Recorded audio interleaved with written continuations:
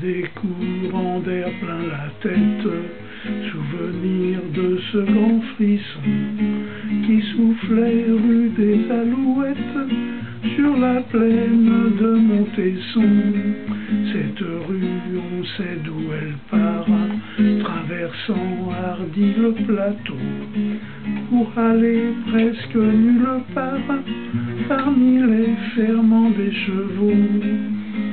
C'est sur ce plus vieux toit du monde, comme quel que soit 100 ans plus tôt, que j'entends toujours quand il gronde le vent furieux de ce plateau. Cette rue du bout de l'hiver, en d'autres mois de février, dépassait le diable Vauvert, longue piste d'aventuriers, tenant la main de notre mère en une toute autre épopée. Nous allions sur les pas d'Homère, sans étendard et sans épée.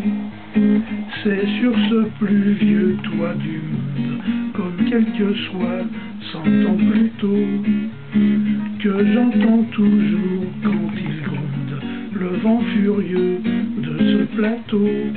Et nous marchions à petits pas à l'extrémité de la terre, au pays qui n'existe pas, sur qui la carte doit se taire, à nous risquer par ce climat, sans un cheval comme monture. Nous étions seuls en ce temps-là, vers ce pays de l'aventure. C'est sur ce plus vieux toit du monde, comme quel que soit 100 ans plus tôt, que j'entends toujours quand il gronde le vent furieux de ce plateau. Il y avait devant nous la marine, où nous étions enfin rendus, comme un petit bout d'Indochine. Nous y étions ces enfants perdus, car on achevait outre-mer, ça nous le savions par les ondes, un conflit qui rendait amer tous les soldats du bout du monde. C'est sur ce plus vieux toit du monde, comme quel que soit 100 ans plus tôt, que j'entends toujours quand il gronde le vent furieux de ce plateau.